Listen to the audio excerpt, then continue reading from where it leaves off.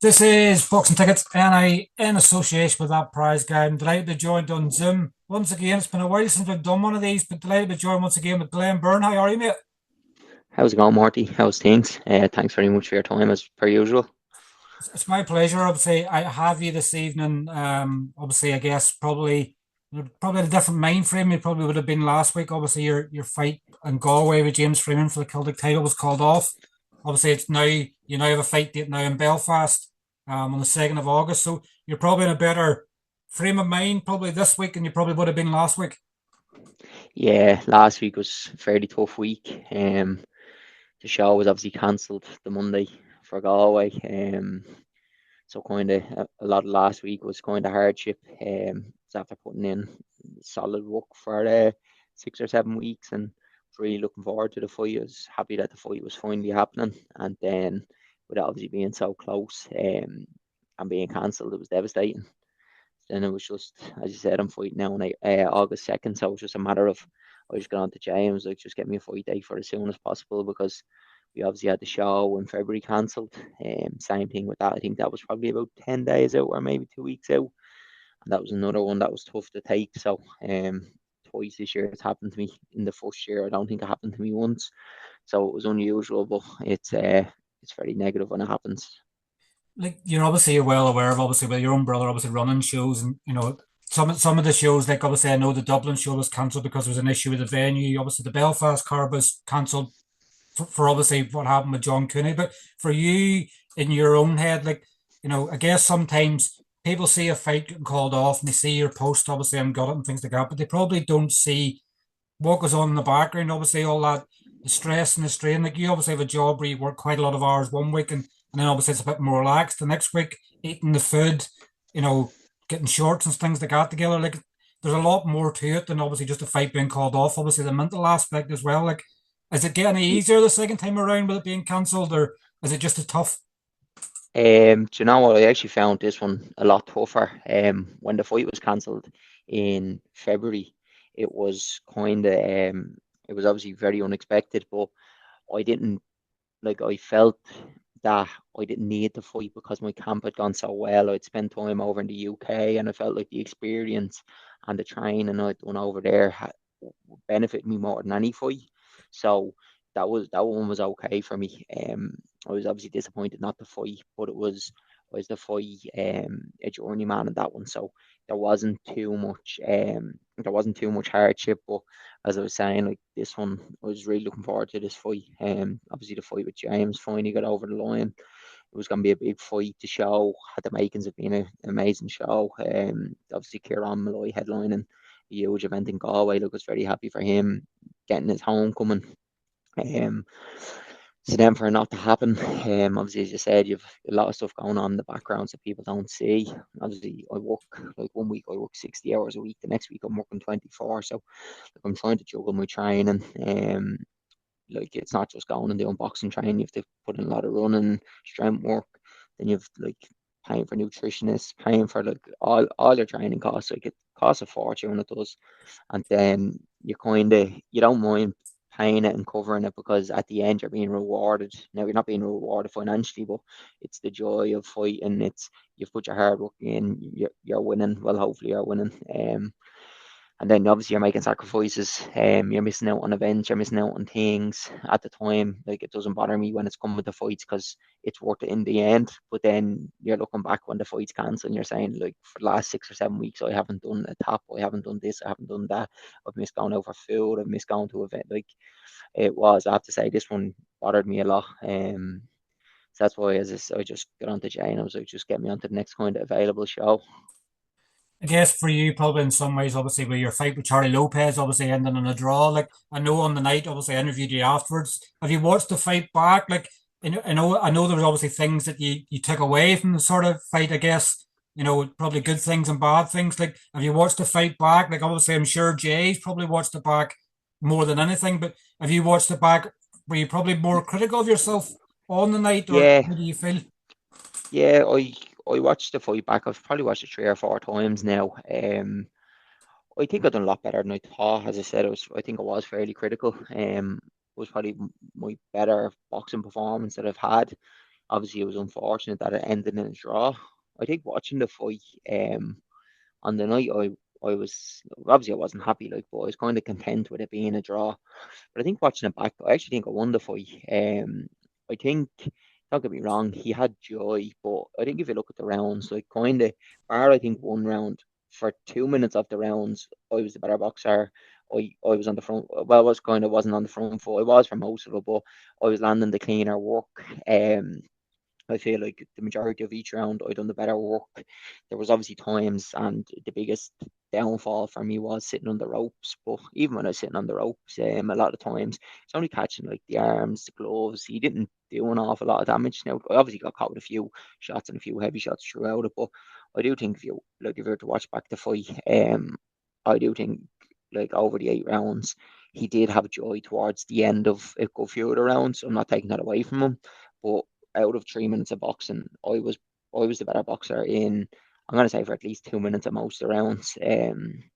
So I do, when I look back and watched it, um I was happier with my performance than I was on the night. I thought I done well. I thought I moved well. I thought my variety of boxing and punches was good. I was obviously a bit reliant on throwing a right hand to the body at times. It was a bit sillier, and then I was getting caught with a left after it. But overall, I'm happier with the performance than I was on the night.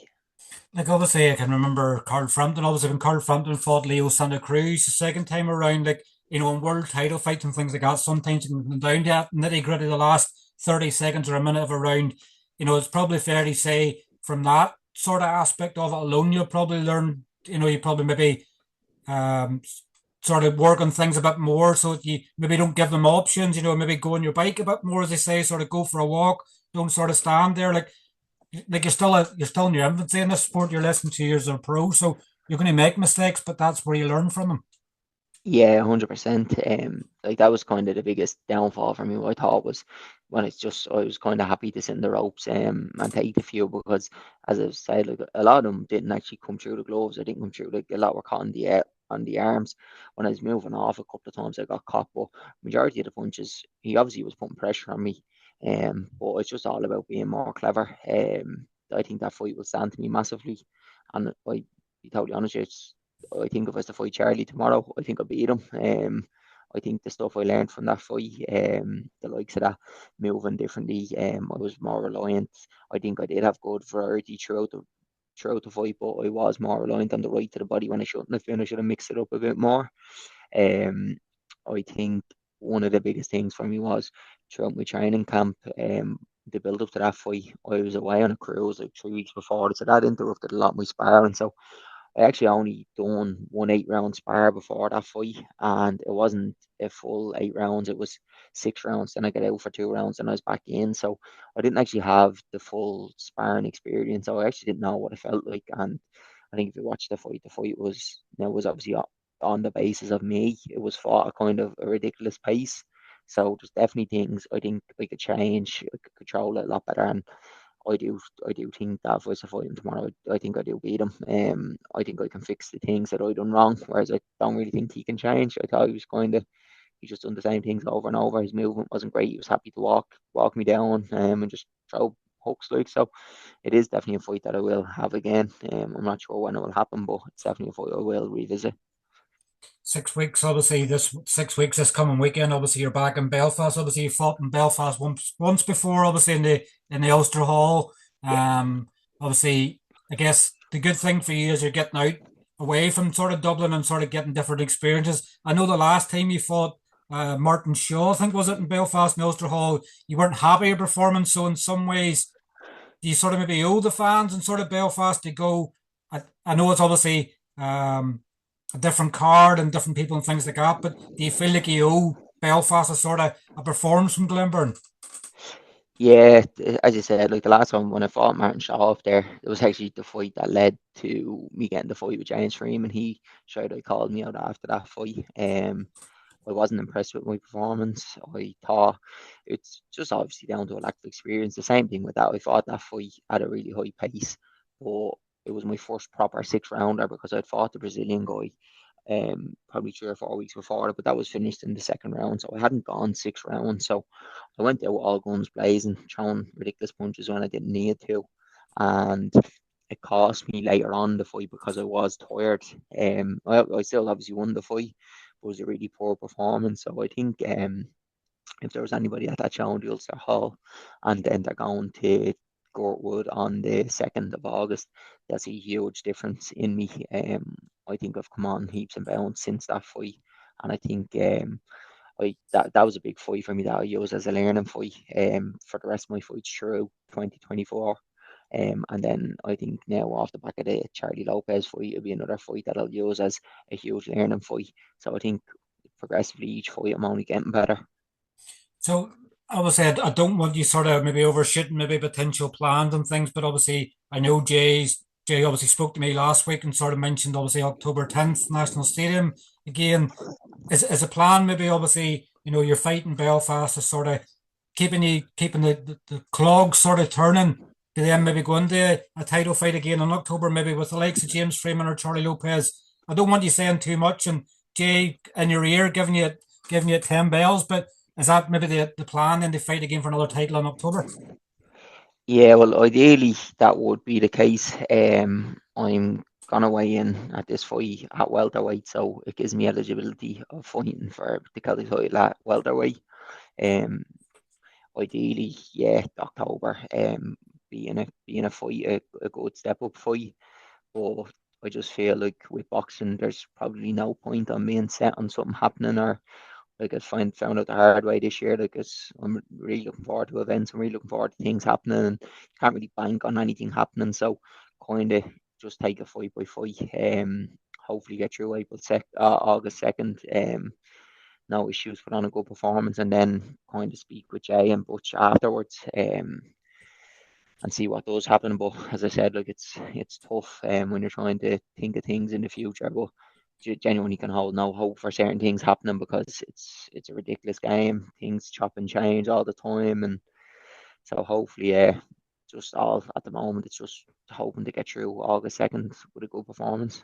Speaking away from boxing at the moment, obviously you've been studying away. Am I right in saying that you've just got a degree? What was it? I remember seeing it last week. I Yeah, couldn't remember what it was. You obviously you finished your studying now. So is it what type of yeah. degree is it you got? I got a bachelor's of science in energy management. So for the last 3 years, I've been studying part time in the evenings, as well as working full time. Like so, it's been kind of tough. I finished up my exams there at the start of May, so now I'm finished. I don't need to worry about college.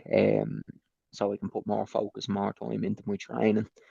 It was just I needed to tick a box for my job. So for like progressing to have a better future, I needed to get a bachelor degree. So kind of just stuck the head down over the last year, made sure that we got it finished and wrapped up, and now we shouldn't have anything in the way to help me train more and give me more flexibility with training. Do you feel like it's taking a weight off your shoulders now? Obviously, I guess where you're sort of walking about like a zombie, you're sort of going, Craig, it's morning, Craig, it's night. Where you're sort of finding you have a bit more time to yourself now. You feeling more relaxed, less pressure on yourself. Yeah, a lot of the time, like you're worrying about assignments, you're worrying about when your exams are, and it's like when I'm in work, like I work 12-hour shifts. Like sometimes you have a bit of free time, and like all I was doing during my free time was focusing on college and focusing on exams. Whereas now I can actually have like a little bit of downtime or do other things to benefit me. So yeah, it's definitely a weight lifted off my shoulders. I'm hoping now that it does give me that extra bit of time. Like I have noticed since May, like I've had no worries. I think it was the first week of May, the exams finished, and that's why like everything was going well for me in the training camp for the Freeman fight. I was delighted with how everything was going, but now it's just I'm back to kind of square one of preparing for another fight against I don't know who the opponent's going to be, but it's just kind of just making the most of each situation really.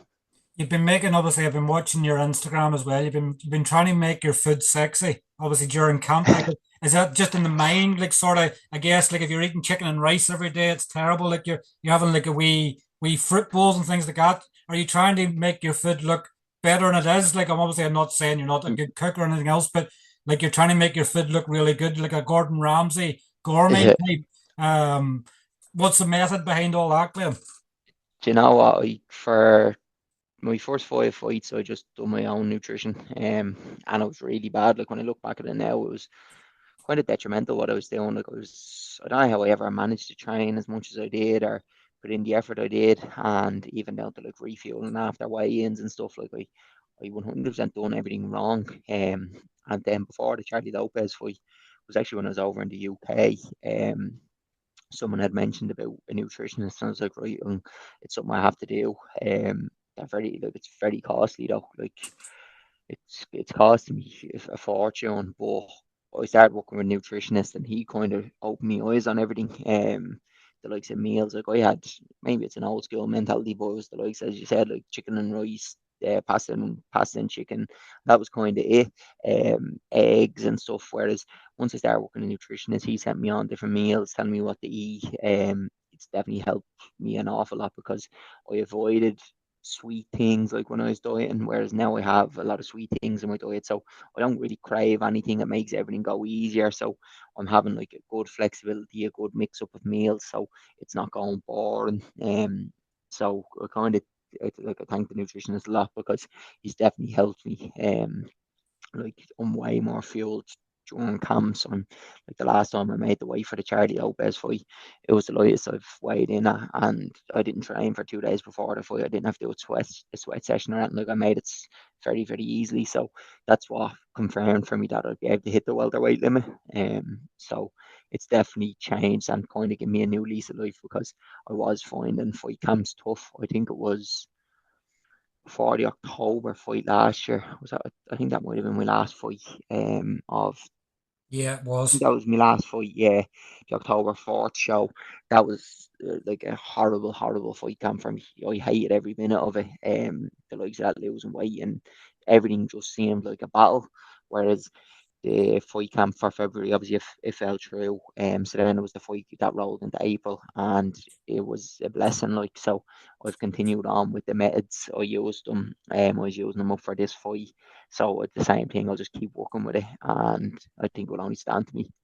It's mad, isn't it? Like even when you think of normal life, like the cleaner you try to eat food, it's a dear process. Like it's easier probably to go to the chip shop and get sausage and Mm, chips or fish and chips than it is to stick to a diet. Like, and not just in normal life. Like it takes a lot of brain power. And as you say, we're able to getting sweet food in there now is probably helping it, but it's a struggle at times. Like I'm sure you're probably sitting at times and going, I need to eat this because I need to get the calories into me or for it to burn everything else. Like it's nearly you nearly have to have the degree in that alone. And thankfully you have someone that's there to sort your nutrition because it is a minefield. 100%. Like I'm having four big meals every single day, whereas when I was looking after myself, like I was having like three measly little meals, and I was generally only walking around like with no energy. And now it's some days I'm sitting down and I'm eating meals for the sake of it. I'm like I'm not even that hungry, but it's to get it in. The science he puts into it, the likes of to get your carbs in, like the fuel stuff, and it is, as you said, like it is a degree in itself. You need to be fairly intelligent. Obviously then comes alongside it is buying healthy foods and stuff is far more expensive than buying your crap food, which is it's mental. Like to try and push and talk about like the bad state of affairs in the country to do with like the likes of obesity and stuff. But it's easier to buy bad food, so you can understand why there is a case of that. But no, it's something that helps me enjoy it more. As I said, the last fight camp of last year in October, things were miserable. I hated every second of it. Whereas now it's like a genuinely a new lease of life, and I actually don't mind the fight camps even fight week. Before April, the amount of food I took on board, whereas I never ever done that. Still drinking mountains of fluids, and it was brilliant. It was. Finally, obviously, before I let you go, because obviously I know you've got work and everything else to do. Um, Obviously, JB Promotions shows moving forward from October onwards are all going to be on Fight TV. So, like, this is the next step for you. And obviously, we know me and you spoke about this many times. But obviously, the costs and stuff involved in the sport and getting sponsorship, and you've always been very passionate towards your sponsors. Like, this can open up huge doors, not only being able to be watched worldwide by people, but obviously potential sponsors as well, which can help take your boxing to the next level. Yeah, I have to say fair play to Jay and Butch. Since they ran the first show, they have non-stop worked for the boxers. They do everything they can for all the boxers they have.